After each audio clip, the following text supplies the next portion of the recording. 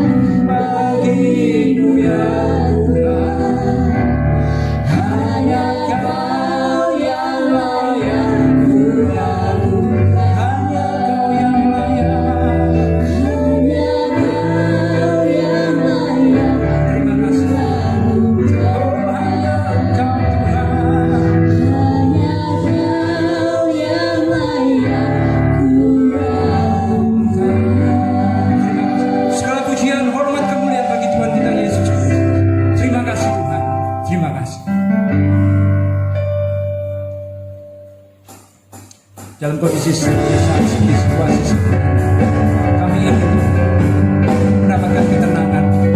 Kami tahu Tuhan, hanya satu jawabannya, hanya dekat Allah saja.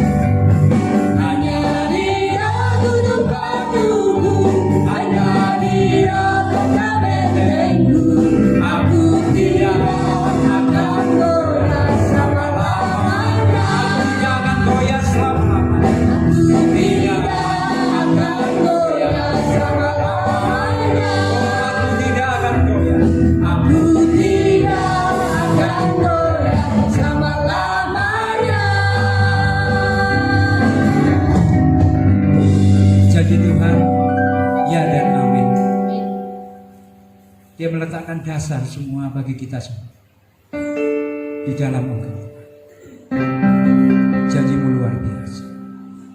Walaupun 1000 rebah di sisi kita, walaupun 10.000 terserah di sisi kanan, tapi Dia janji penyertaan yang sempurna bagi kita semua. Asal kita hidup taat dan benar di hadapannya. Terima kasih Tuhan untuk janji. Terima kasih Tuhan.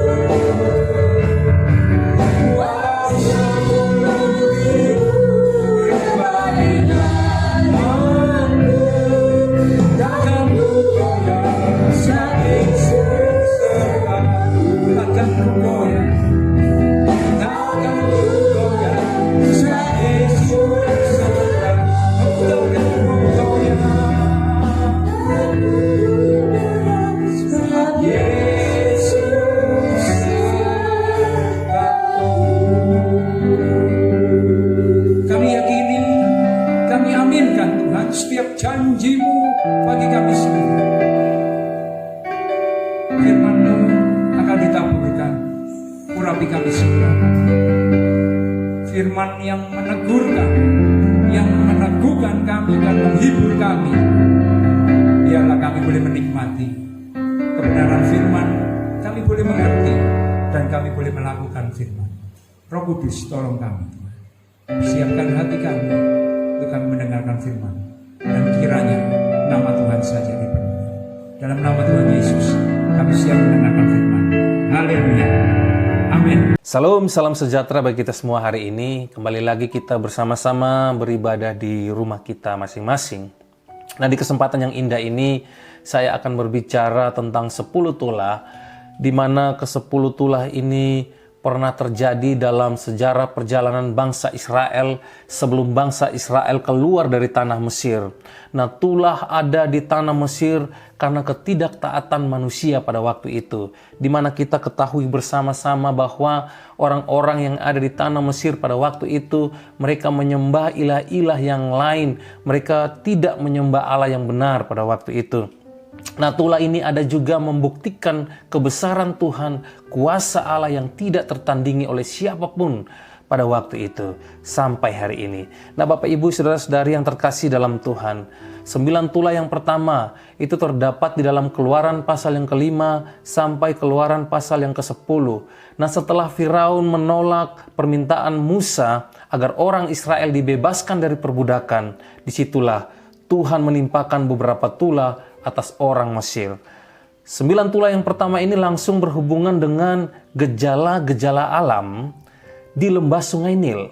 Tulah yang pertama kita ketahui bersama-sama yaitu air berubah menjadi darah, di mana air di seluruh tanah Mesir itu berubah menjadi darah. Tulah yang kedua yaitu katak. Dan tulah yang ketiga adalah nyamuk. Dan tulah yang keempat adalah lalat pikat. Tulah yang kelima adalah penyakit sampar pada ternak. Dan tulah yang keenam adalah bara pada manusia dan binatang. Dan tulah yang ketujuh kita ketahui bersama-sama yaitu hujan es yang membinasakan manusia, binatang, dan juga tumbuh-tumbuhan. Dan juga yang kedelapan yaitu belalang, di mana belalang itu ada di tanah Mesir, memakan habis semua tumbuh-tumbuhan pada waktu itu. Dan tulah yang ke-9 adalah gelap gulita selama 3 hari. Nah, tulah yang ke-10 ini adalah bersifat adikodrati atau bersifat supranatural. Artinya tulah ini tidak bisa dijelaskan dengan hukum alam. Yaitu kita ketahui bersama-sama kematian anak sulung itu terdapat di dalam pasal yang ke-11, Keluaran pasal yang ke-11 ayat yang ke-1 sampai ayat yang ke-10. Namun ada hal yang menarik di sini, yaitu orang-orang yang sungguh-sungguh beribadah kepada Allah yang benar, mereka diselamatkan oleh Allah. Orang-orang yang sungguh-sungguh hatinya melekat kepada Tuhan, bangsa pilihannya pada waktu itu yang ada di tanah Mesir, mereka diselamatkan oleh Allah. Di sini Alkitab membuktikan bahwa atas perintah Tuhan, orang Israel telah mengadakan perayaan Paskah yang pertama dengan darah anak domba yang dibubuhkan pada ambang atas dan kedua tiang pintu rumah mereka supaya anak sulung mereka terlindung. Dan keesokan harinya orang Israel diizinkan berangkat keluar dari tanah Mesir. Nah, Bapak Ibu, saudara-saudari yang terkasih di dalam Tuhan, tujuan pemberian tulah-tulah ini ada maksud tersendiri di dalamnya. Ada hal yang perlu kita pelajari di dalamnya, yaitu yang pertama, tujuan pemberian tulah-tulah ini kepada orang-orang yang ada di Mesir pada waktu itu, yaitu untuk menunjukkan bahwa Dialah Tuhan, Dialah Allah satu-satunya yang berkuasa. Dalam Keluaran pasal yang ke-7 ayat yang ke-4 sampai yang ke-5, dan juga pasal yang ke-12 ayat yang ke-12, dan juga Keluaran pasal yang ke-18 ayat yang ke-11, di sana membuktikan bahwa atau menunjukkan bahwa Dialah Tuhan, Allah semesta alam. Nah, Bapak Ibu, saudara-saudari yang terkasih dalam Tuhan, Keluaran pasal yang ke-7, ayat yang ke-4 sampai ayat yang ke-5, ini menunjukkan bahwa Dia adalah Tuhan. Melalui tulah yang ada, menunjukkan bahwa Dialah Allah atau Tuhan satu-satunya yang layak disembah. Saya akan bacakan bagi kita semua hari ini. Keluaran pasal yang ke-7, ayat yang ke-4 sampai ayat yang ke-5. Bila mana Firaun tidak mendengarkan kamu, maka aku akan mendatangkan tanganku kepada Mesir dan mengeluarkan pasukanku, umatku, orang Israel, dari tanah Mesir dengan hukuman-hukuman yang berat. Dan orang Mesir itu akan mengetahui bahwa akulah Tuhan apabila aku mengacungkan tanganku terhadap Mesir dan membawa orang Israel keluar dari tengah-tengah mereka. Jadi tujuan dari tulah yang diberikan oleh Allah, yaitu Allah menunjukkan bahwa Dialah Tuhan. Di sini Alkitab dengan jelas, supaya orang-orang Mesir mengetahui bahwa akulah Tuhan, Dialah Tuhan Allah yang layak dipuji dan disembah. Yang kedua, terdapat di dalam Keluaran pasal yang ke-12, ayat yang ke-12. Ini menunjukkan bahwa tulah yang ada itu membuktikan bahwa Dialah Tuhan Allah, Raja di atas segala raja yang layak disembah. Keluaran pasal yang ke-12 ayat yang ke-12. Sebab pada malam ini aku akan menjalani tanah Mesir dan semua anak sulung dari anak manusia sampai anak binatang akan kubunuh. Dan kepada semua Allah di Mesir, Allah ini ilah-ilah yang lain, akan kujatuhkan hukuman, akulah Tuhan. Keluaran 18 ayat yang ke-11. Di sini dikatakan demikian. Sekarang aku tahu bahwa Tuhan lebih besar dari segala Allah atau segala ilah. Sebab Ia telah menyelamatkan bangsa ini dari tangan orang Mesir, karena memang orang-orang ini telah bertindak angkuh terhadap mereka. Nah, Bapak Ibu, saudara-saudari yang terkasih dalam Tuhan, di sini jelas dari firman Tuhan yang kita baca bersama-sama dan kita renungkan bersama-sama bahwa tulah yang ada pada waktu itu untuk menunjukkan bahwa Dialah Tuhan, Allah satu-satunya yang layak disembah, bukan ilah-ilah yang lain. Yang kedua, tujuan dari tulah-tulah yang ada atau yang pernah terjadi dalam sejarah perjalanan bangsa Israel sebelum mereka keluar dari tanah Mesir adalah untuk menunjukkan kekuatan dan kuasanya. Jadi tujuannya adalah untuk menunjukkan kekuatan dan kuasanya, kuasa Allah. Bahwa tidak ada kuasa yang lebih berkuasa dari kuasa Allah. Tidak ada satu kekuatan apapun yang melebihi dari kekuatannya Allah. Keluaran pasal yang ke-9 ayat yang ke-14 saya bacakan. Sebab sekali ini aku akan melepaskan segala tulahku terhadap engkau sendiri, terhadap pegawai-pegawaimu dan terhadap rakyatmu, dengan maksud supaya engkau mengetahui bahwa tidak ada yang seperti aku atau seperti Allah di seluruh bumi. Jadi tidak ada yang seperti Allah di seluruh bumi ini. Nah, dan berkatalah Musa kepadanya, sekeluar aku dari kota ini, aku akan mengembangkan tanganku kepada Tuhan, guruh akan berhenti dan hujan es tidak akan turun lagi, supaya engkau mengetahui bahwa bumi adalah milik Tuhan. Nah, dari ayat-ayat firman Tuhan ini membuktikan bahwa tulah yang ada itu untuk menunjukkan atau untuk membuktikan kekuatan dan kuasanya. Tidak ada kuasa yang dapat melebihi kuasa Allah. Tidak ada kekuatan yang dapat melebihi kekuatan Allah. Yang ketiga, tujuan dari tulah yang ditimpakan kepada orang-orang yang ada di Mesir pada waktu itu, yaitu untuk menunjukkan hubungan yang khusus antara Tuhan dan orang Israel. Jadi tulah ini untuk menunjukkan hubungan yang khusus antara Tuhan dan orang Israel. Di mana kita tahu bahwa bangsa Israel adalah bangsa pilihannya, adalah umat kepunyaannya. Dalam Keluaran pasal yang ke-11 ayat yang ke-7. Di sini dikatakan demikian.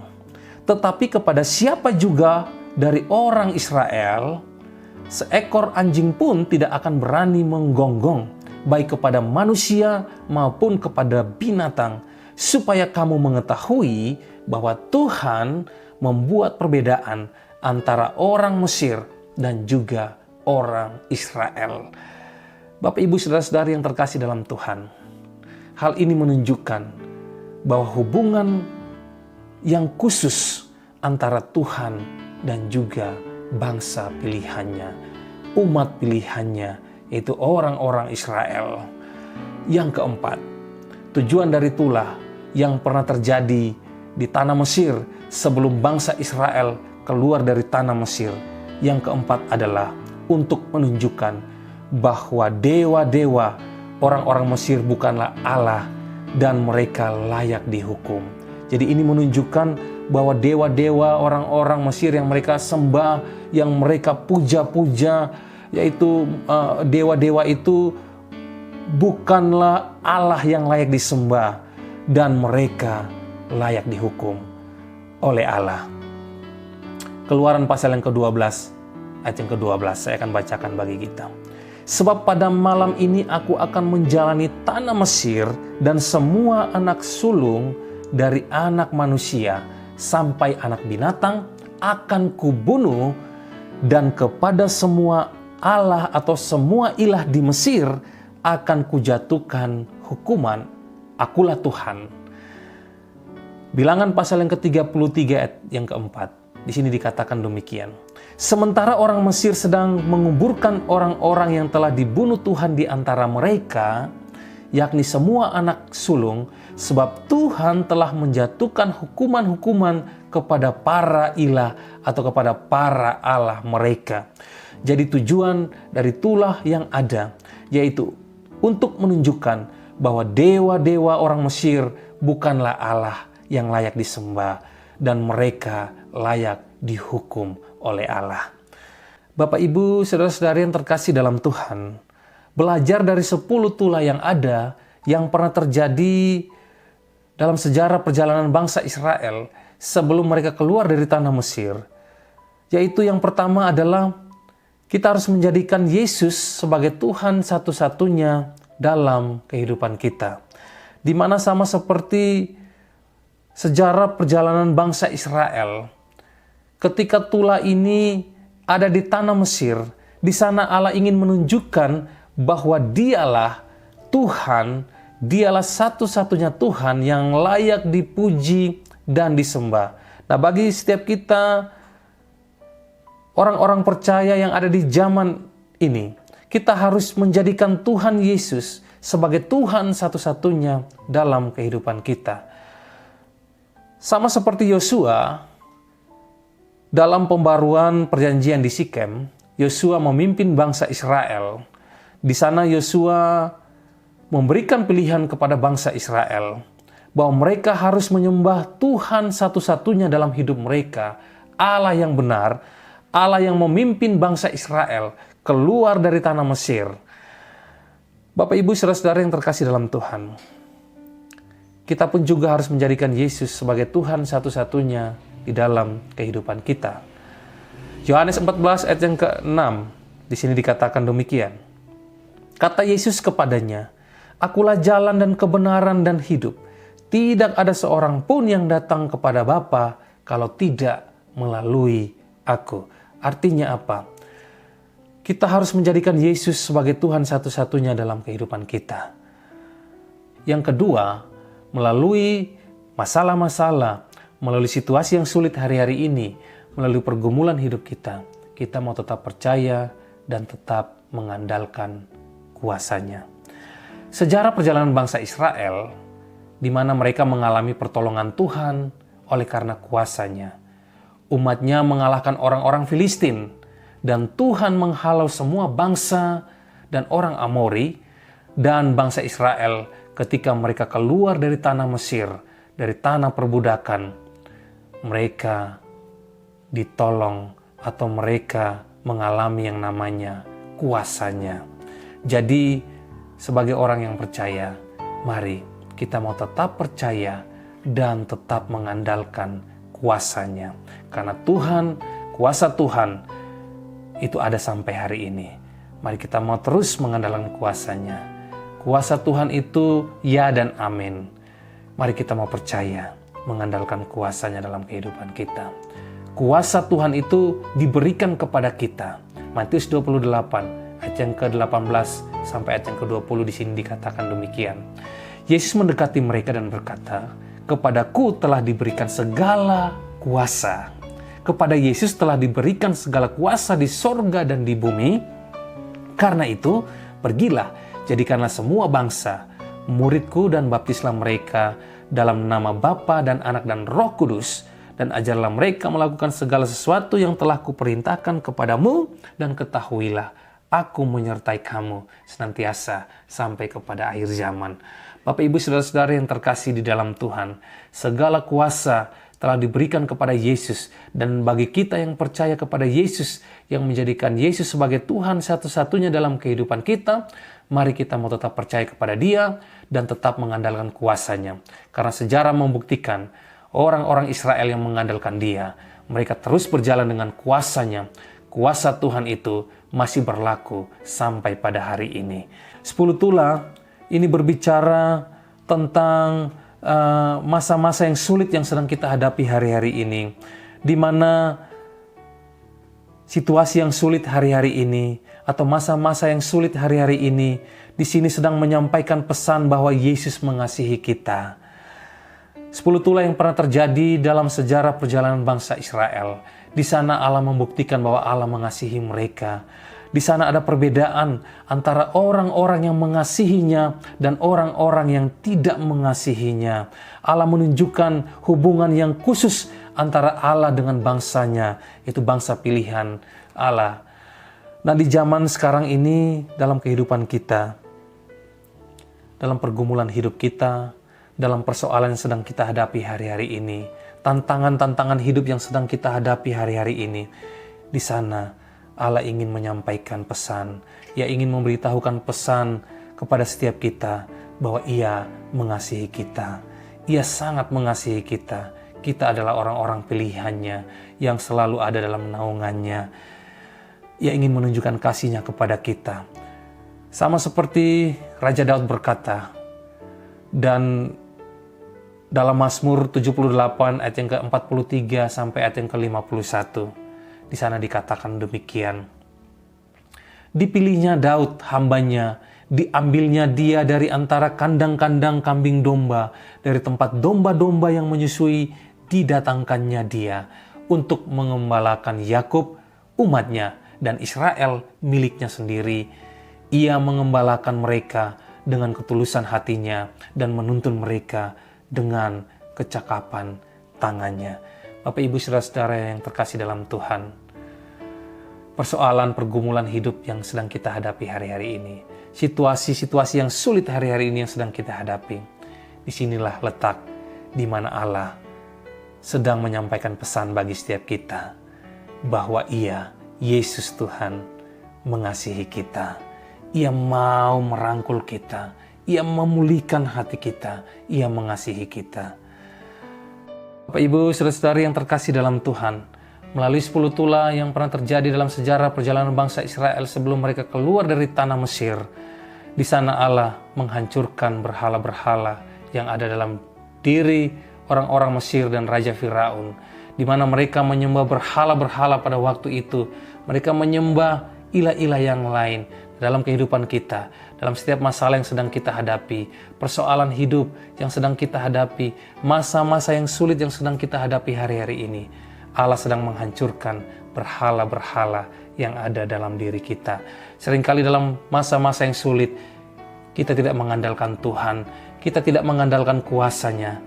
Disitulah letak di mana Allah sedang menghancurkan berhala-berhala itu dalam hidup kita. Yaitu kesombongan kita, kedegilan hati kita, kita sering mengandalkan kekuatan kita sendiri. Allah sedang menghancurkan berhala-berhala itu dalam diri kita. Hari ini kita telah belajar bersama-sama melalui 10 tula yang pernah terjadi dalam sejarah perjalanan bangsa Israel, di mana 10 tula yang terjadi pada orang-orang yang ada di Mesir dan Raja Firaun pada waktu itu. Allah ingin menunjukkan atau sedang menunjukkan bahwa Dialah Tuhan satu-satunya yang layak disembah. Oleh sebab itu kita sebagai orang yang percaya, kita mau menyembah Dia satu-satunya Tuhan dalam hidup kita. Yesus Tuhan itu, kita harus menjadikan Dia sebagai Tuhan satu-satunya dalam hidup kita. Bukan Tuhan yang lain, bukan kekuatan kita, tapi Yesus Tuhan yang kita sembah. Yang kedua, kita telah belajar bersama-sama melalui 10 tula yang pernah terjadi dalam sejarah perjalanan bangsa Israel sebelum mereka keluar dari tanah Mesir. Allah sedang menunjukkan kekuatan dan kuasa-Nya. Oleh sebab itu kita sebagai orang yang percaya, mari kita mau mengandalkan kuasa-Nya. Karena kuasa Tuhan itu bekerja dari dulu, sekarang, dan sampai selama-lamanya. Yang ketiga, melalui 10 tula yang ada, kita telah belajar bersama-sama, yaitu 10 tula yang ada kepada orang-orang Mesir dan Raja Firaun pada waktu itu. Allah sedang menyampaikan pesan bahwa Ia mengasihi umat-Nya, Ia mengasihi bangsa Israel, Ia mengasihi bangsa pilihannya. Oleh sebab itu, hal yang sama Ia lakukan dalam kehidupan kita. Di masa-masa yang sulit seperti ini, di dalam pergumulan hidup kita, dalam persoalan hidup yang sedang kita hadapi hari-hari ini, Allah sedang menunjukkan bagi setiap kita bahwa Ia mengasihi kita. Dan yang terakhir, yang keempat yang kita pelajari bersama-sama hari ini, melalui 10 tula yang pernah terjadi dalam sejarah perjalanan bangsa Israel sebelum mereka keluar dari tanah Mesir. Di sana Allah menunjukkan bahwa dewa-dewa orang Mesir itu bukanlah Allah dan mereka layak dihukum. Dalam kehidupan kita, melalui persoalan hidup yang sedang kita hadapi hari-hari ini, melalui situasi-situasi yang sulit yang sedang kita hadapi hari-hari ini, Allah sedang menunjukkan atau Allah sedang menghancurkan segala dewa-dewa yang ada dalam kehidupan kita.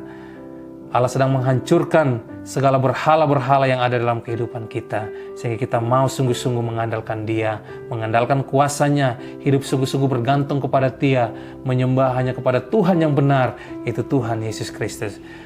Kiranya firman Tuhan hari ini memberkati setiap kita. Tuhan Yesus memberkati semua kita. Immanuel. Mari kita berdoa. Bapa Sorgawi, kami bersyukur buat firman Tuhan yang kembali Tuhan ajarkan kami melalui peristiwa 10 tula yang terjadi di tanah Mesir. Tuhan menunjukkan kasih-Mu kepada setiap kami ya Tuhan. Bahkan kuasa-Mu itu nyata dari dulu, sekarang, dan sampai selama-lamanya. Mau berdoa bagi semua mereka yang menyaksikan khotbah ini Tuhan. Kau berkati dalam setiap berbagai persoalan hidup mereka yang sedang mereka hadapi. Pergumulan hidup yang sedang mereka gumulkan hari-hari ini Tuhan memberkati. Mau berdoa biar kuasa-Mu bekerja dalam kehidupan mereka. Terima kasih Bapa.